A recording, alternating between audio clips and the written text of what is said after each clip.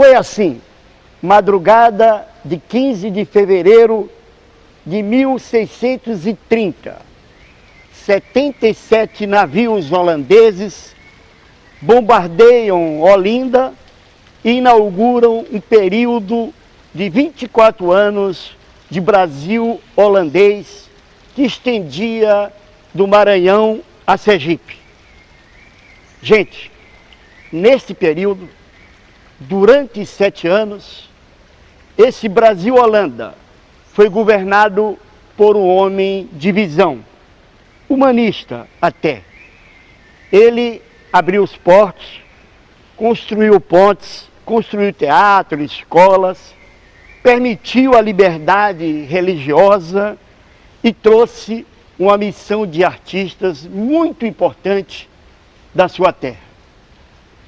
Os 330 anos da morte de Maurício de Nassau é o tema de hoje do programa De Lá Pra Cá.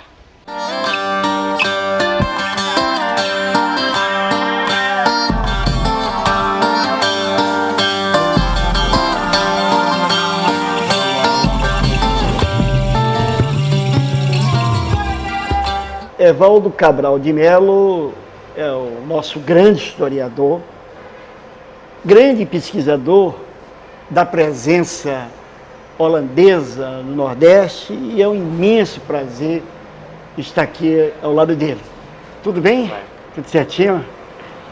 Mestre, fala um pouco de Maurício de Nassau, quer dizer, fala um pouco por que ele veio ao Brasil e que aspectos da presença dele no Brasil mais lhe comove, mais lhe chama a atenção, mais você acha que vale a pena recordar? No Brasil, a gente pensa em geral que o Nassau era holandês. Nassau, na verdade, era alemão.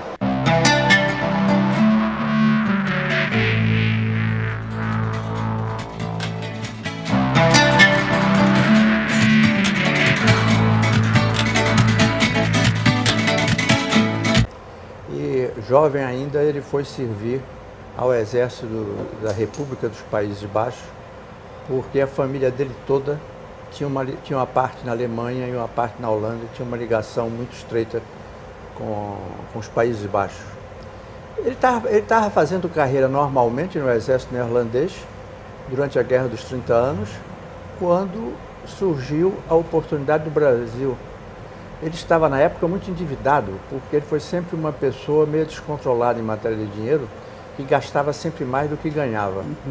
De modo que ele tinha começado a fazer a Mauritshuis lá em Haia, que está lá ainda hoje, que você pode visitar. É um museu, né? Que é um museu.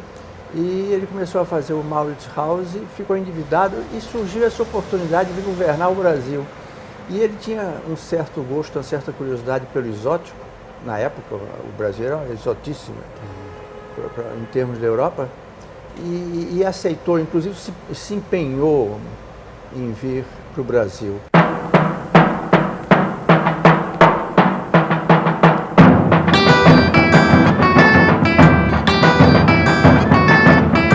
O que levou a Holanda a se aventurar aqui no Brasil?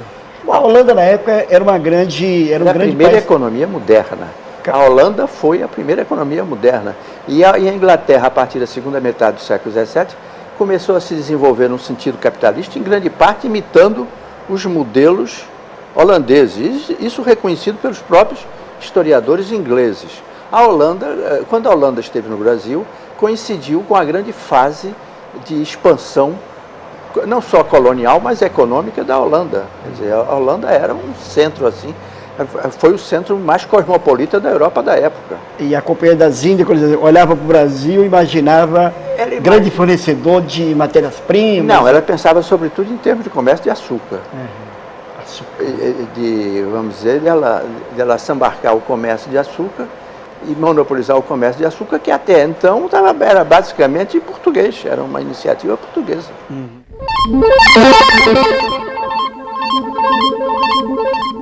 Pedro Correia do Lago, enfim, é o mais importante editor de livros de arte do Brasil, é um intelectual e é meu amigo. Tudo bem, Pedro? Ser teu amigo é principal. Ô Pedro, fala um pouco pra gente, vamos dizer, da missão artística do Nassau. Quer dizer, o Nassau trouxe alguns artistas para o Brasil e qual a importância dele ter trazido essas pessoas?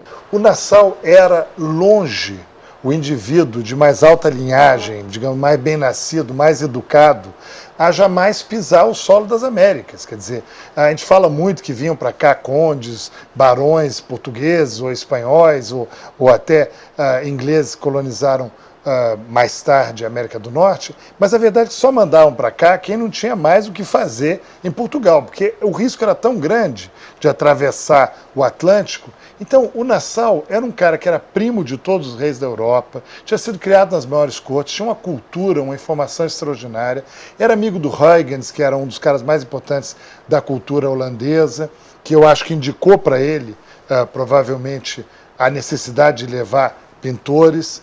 E ele era amigo até do Descartes, parece que era amigo do Huygens. Então, você manda, esse cara é contratado pela Companhia das Índias Ocidentais. Para vir aqui para os tronos. Para vir para cá. Ele sabe que ele vai ficar vários anos. Então, o que ele resolve? Ele resolve, bom, eu estou indo para a Lua, porque era quase a mesma coisa, quer dizer, um lugar onde não tinha nada, fim do mundo. Eu vou construir, vou ganhar muito dinheiro, vou construir um palácio lindo, vou trazer, essa que foi a grande visão do Nassau. Ele entendeu que ao trazer de volta o que ele podia trazer, se ele levasse cientistas, se ele levasse pintores, gente que pudesse registrar o que havia de novo no Novo Mundo, ele teria um prestígio enorme na Europa. O historiador Leonardo Dantas é curador do Instituto Ricardo Brenan aqui no Recife, que tem uma das maiores coleções a respeito do Brasil holandês, tem quadros lindos. Como é que a gente pode seduzir alguém para gostar de Maurício de Nassau? Maurício de Nassau, curiosamente, ele é um invasor e é ao mesmo tempo um herói. Ele tem uma simbiose entre o invasor e o herói. Por exemplo, uma das pontes mais notáveis do Recife tem o seu nome.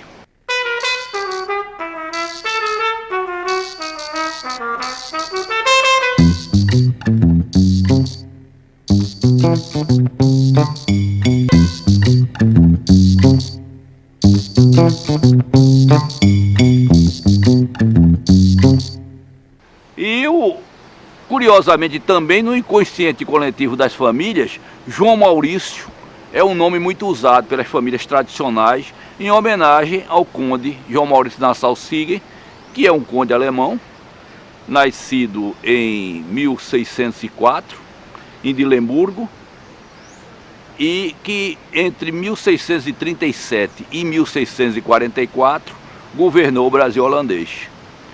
E é através desse conde que vem a primeira missão artístico-científica da Europa. Então, ele teve essa visão extraordinária de homem extraordinariamente sofisticado intelectualmente como ele era, de trazer um cara para pintar as paisagens e as fortificações, etc., que era o Franz Post, e um outro para pintar a natureza e os habitantes, que era o Eckhout.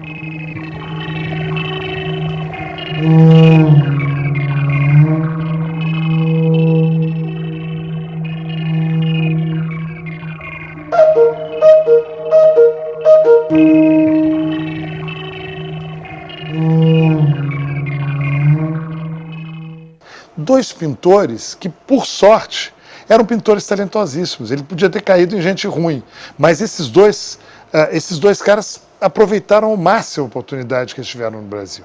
Então, o presente que o Nassau deu para o Brasil foi gigantesco. Porque, se você pensar bem, os Estados Unidos... Olha, não é exagero falar em milagre a vinda do Franz Post e do Eckhout para cá. Porque precisou desse concurso de circunstâncias, precisou da personalidade do Nassau, e são os primeiros pintores treinados na Europa a atravessar o Atlântico e vir para o Novo Mundo. Quer dizer, em vez de vir para os Estados Unidos, que hoje em dia pareceria natural, vieram para o Brasil. Então, nós tivemos esse privilégio extraordinário de receber o primeiro paisagista das Américas no nosso Nordeste. Por que Maurício de Nassau é o primeiro europeu a trazer uma missão científica? O que quer dizer isso e que missão era essa? Ele se cercou de cada pessoa que fosse, vamos dizer, um expert em sua área. Grande maioria desse pessoal era gente muito jovem, gente que não tinha 30 anos. Então ele trouxe consigo os pintores Eckalt, Albert Eckalt e Franz Post. Ele trouxe um médico, que era um cientista, um pesquisador, vamos dizer daquela época um naturalista, o Willem Piso.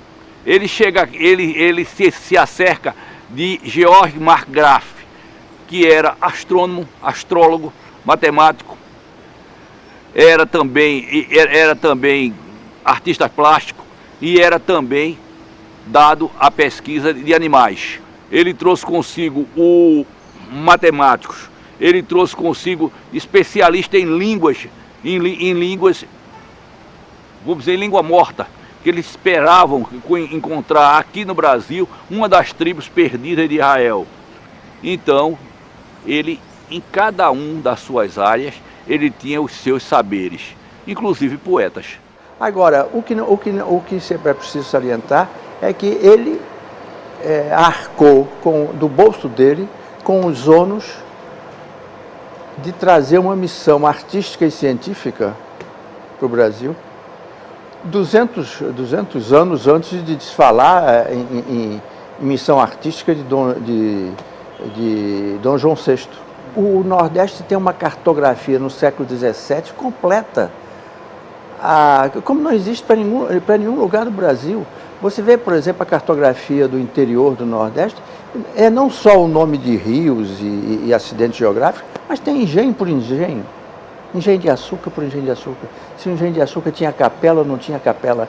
As estradas, ele inclusive indica as estradas que ligavam um engenho, o centro de um engenho, ao centro de outro engenho. Quer dizer, e Nassau fez tudo isso do bolso dele, sem receber um tostão da Companhia das Índias Ocidentais, que não estava absolutamente interessada, estava interessada em ganhar dinheiro, não estava interessada nesse tipo de atividade cultural. Os portugueses que eram donos dessa terra nunca tinham feito nada parecido com isso. Qual era a ideia de Maju Nassau ou da Companhia das Índias, enfim? A ideia era toda de Nassau. E talvez até de outros, vamos supor, de outros conselheiros que ele tinha, ou que foi responsável pela contratação dele pela Companhia das Índias Ocidentais. Ele era só um coronel do Exército. Nassau não era um sábio, Nassau ele não tem um grande curso universitário. A formação dele é formação de militar. Agora, Nassau era uma pessoa extremamente vaidosa. Então, ele gostaria de ser conhecido para a posteridade com as obras de arte, isso é, os quadros pintados pelos seus pintores, o registro da imagem da paisagem do século XVII no Novo Mundo e pelos livros que ele patrocina, porque todos os livros são patrocinados por ele. Então ele patrocina o primeiro livro de história natural escrito nas Américas.